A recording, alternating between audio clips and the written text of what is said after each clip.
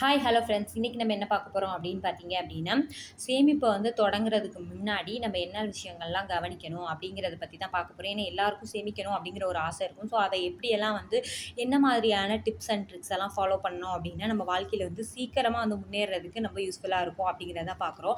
First வந்து சேமிக்கிறவங்க அப்படிங்கிற ஒரு ஆர்வம் வந்து நம்மக்கிட்டே இருக்கணும். வேறு யாராவது புஷ் பண்ணுறாங்க அப்படிங்கும்போது நம்ம வந்து அதிகம் அதை வந்து கண்டினியூ பண்ணுறது ரொம்ப கஷ்டமாயிடும். ஸோ அந்த ஆர்வம் இருக்கணும். நெக்ஸ்ட் அப்படின்னு பார்த்தோம்னா டு இசட் நம்ம என்ன ஒரு செலவு வரவு அனைத்தையுமே வந்து நம்ம ஒரு நோட் பண்ணி வைக்கணும். ஸோ அப்படி நம்ம நோட் பண்ணி வைக்கும்போது தான் நம்ம வந்து எந்த இடத்துல வேஸ்ட் செலவு பண்ணுறோம் அப்படிங்கிறது நமக்கு தெரியும். இந்த மாதிரி நோட் பண்ணும்போது கைப்பட எழுதுங்க. அப்படி எழுதும்போது என்ன ஒரு விஷயம் அப்படின்னு பார்த்தீங்க அப்படின்னா நமக்கு நல்ல மெமரியிலே இருக்கும். நம்ம அந்த செலவு பண்ணும்போது நமக்கே வந்துட்டு வந்து அதை இது பண்ணும், நமக்கு பாயிண்ட் பண்ணும் ஆகா அப்படின்ட்டு. இன்னொன்று வந்து நம்ம ஹேண்ட் ரைட்டிங் அப்படிங்கிற ஒரு விஷயத்தையே மறந்துட்டோம். நம்மளுக்கு நோட் பேட் வந்ததுலேருந்து மொபைல் வந்ததுலேருந்து எல்லாமே ஒரு ஆப் மூலியமாக பண்ணுறோம். ஸோ அந்த மாதிரி இல்லாமல் இந்த மாதிரி எழுதும்போது நமக்கு நிறைய மெமரி பவர்ஸும் இருக்கும். ஸோ நம்மளோட ஹேண்ட் ரைட்டிங்கும் இம்ப்ரூவ் ஆகும். ஸோ கண்டிப்பாக வந்து ட்ரை பண்ணி பாருங்கள். எழுதும்போது நிறைய விஷயங்கள் நம்ம நோட் பண்ணுவோம். அடுத்தது வந்து பார்த்திங்க அப்படின்னா பிளான் பண்ணி நம்ம வருமானத்தை எவ்வளோ, நம்ம அதில் வந்து எவ்வளோ சேமிக்கணும், எவ்வளோ வந்து நம்ம ஃப்யூச்சர் பிளான் மாதிரி பிளானிங் வந்து நிறையா இருக்கணும். அதாவது எவ்வளோ பர்சன்டேஜ் வந்து நம்ம சேமிக்கிறோம் அப்படிங்கிறதுல நம்ம வந்து கரெக்டாக இருக்கணும். அடுத்து வந்து பார்த்திங்க அப்படின்னா பிரித்து முதலீடு பண்ணணும்.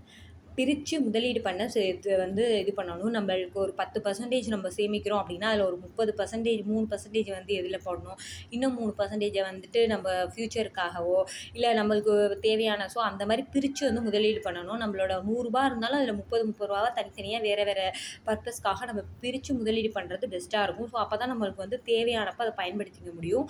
அடுத்தது பார்த்திங்க அப்படின்னா நம்ம ஃபஸ்ட் டைம் பண்ண ஆரம்பிக்கிறோம் அப்படிங்கிறப்ப ரிஸ்க் இல்லாமல் நம்ம பண்ணுறது பெஸ்ட்டாக இருக்கும். அதாவது ஃபஸ்ட் டைம் அப்படிங்கிறத விட ஒரு நார்மல் நடுத்தர மக்கள் வந்து நம்ம ஒவ்வொரு ஸ்டேஜுமே வந்து பார்த்திங்க அப்படின்னா ரொம்ப கஷ்டப்பட்டு தான் நம்ம முன்னேறி வந்திருப்போம். ஸோ நம்ம அந்த ஸ்டேஜ்லேருந்து கீழே போயிடக்கூடாது எப்போயுமே. அதை தான் நம்ம மைண்ட் செட்டில் வச்சுக்கணும். ஸோ அதனால் வந்துட்டு ரிஸ்க் இல்லாமல் நம்ம எந்த ஒரு சேவிங் பண்ணாலும் அது அப்படியே 100% நமக்கு பெனிஃபிட்டாக வரணும். டோட்டல் கெட் பெனிஃபிட்ஸ் இருக்கணும். ஸோ அந்த மாதிரி சேவ் பண்ணுறது பெஸ்ட்டாக இருக்கும்.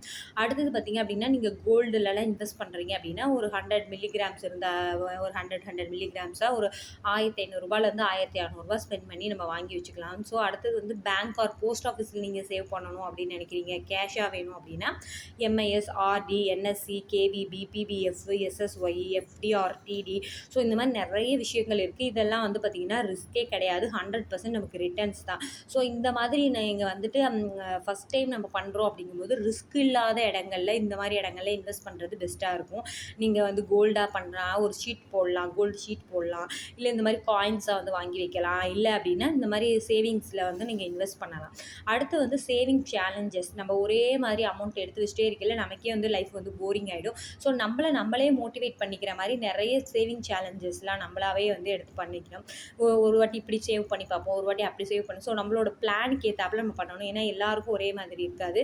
அதுக்கு ஏற்றாப்புல நம்மளே சின்ன சின்ன சேவிங் சேலஞ்சஸ் பண்ணிக்கணும்.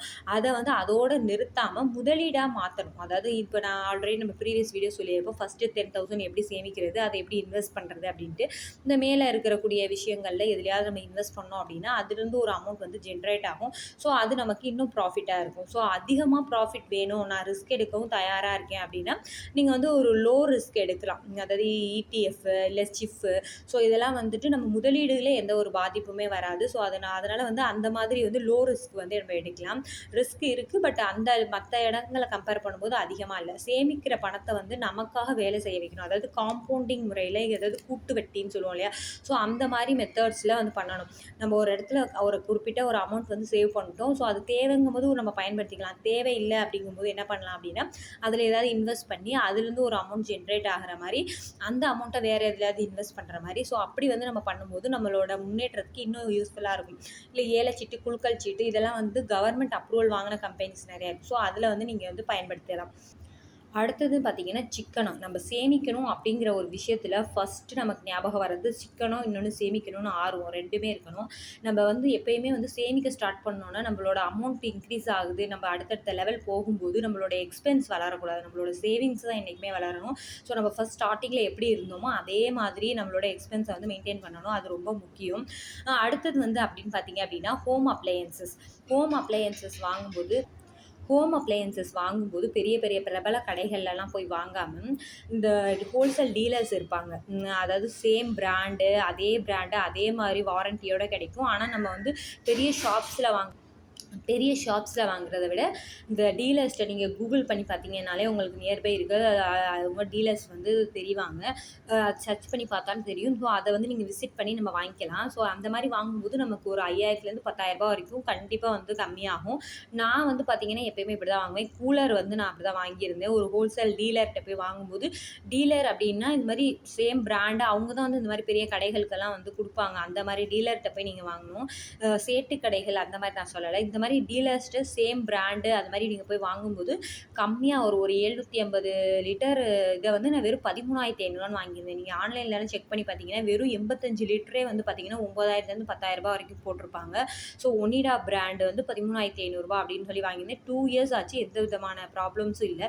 ஸோ அந்த மாதிரி நீங்கள் ஹோம் அப்ளையன்ஸ் எல்லாம் வாங்கும்போது அந்த மாதிரி போய் பண்ணும்போது நமக்கு நிறைய அமௌண்ட்ஸ் மிச்சமாகும். அடுத்து வந்து இஎம்ஐ ஆப்ஷன்ஸே இல்லாமல் வாங்குறது ஒரு பெஸ்ட்டான வேவாக இருக்கும். எப்பயுமே வந்து நம்ம சேமித்து வச்சு வாங்கி பாருங்களேன்.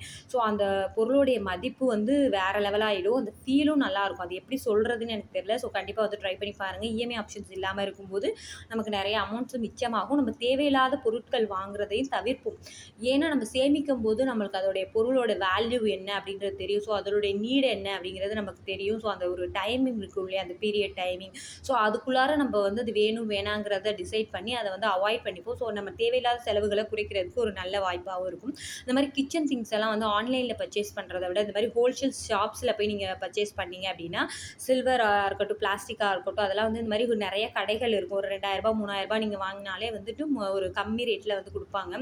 ஸோ நான்லாம் வந்து பார்த்தீங்க அப்படின்னா அந்த மாதிரி தான் போய் வாங்குவேன்.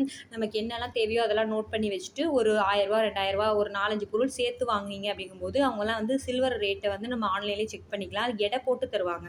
ஸோ அந்த மாதிரி நான் அந்த கடையை வேணாலும் நான் உங்களுக்கு காட்டுறேன். நெக்ஸ்ட் வீடியோஸில் வந்து நான் காட்டுறேன் வேணா உங்களுக்கு. நான் வந்து ஒரு 3 இயர்ஸ் பேக் பார்த்தீங்க அப்படின்னா ஒரு கிச்சனுக்கு தேவையான ஹோல்சேல் ஜாமான் அவ்வளோவுமே வந்து பார்த்தீங்க அப்படின்னா வெறும் 9,000 வந்து நான் வாங்கியிருந்தேன். அவ்வளோ பெரிய மூட்டையில். அதை வந்து நம்ம சேனலில் கூட நான் போட்டிருப்பேன்.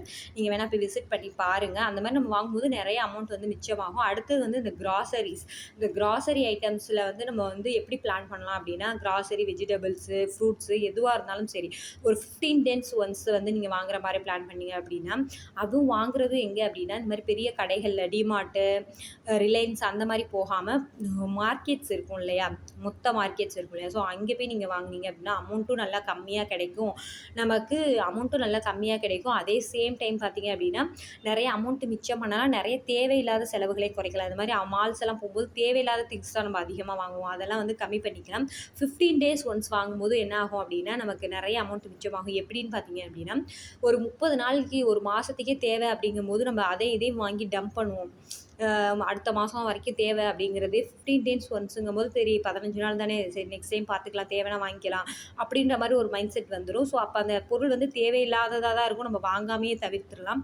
ஸோ அப்படி பண்ணும்போது நிறைய அமௌண்ட் மிச்சமாகும். இந்த மாதிரியான யூஸ்ஃபுல்லான விஷயங்களுக்கு நம்ம சிக்னி சார் சேனலை மறக்காமல் சப்ஸ்கிரைப் பண்ணி வச்சுக்கோங்க. நான் கொடுத்துருக்க டிப்ஸ் எல்லாம் உங்களுக்கு பிடிச்சிருந்தது அப்படின்னா மறக்காமல் லைக் கொடுங்க. அதன் மூலயமா உங்களுக்கு எது பிடிச்சிருக்கு அப்படிங்கிறத நான் தெரிஞ்சுக்கேன். இந்த மாதிரி இன்னொரு யூஸ்ஃபுல்லான வீடியோவில் பார்க்குறேன். அது வரைக்கும் Tata bye from சிக்னி sir. Thanks for வாட்சிங்.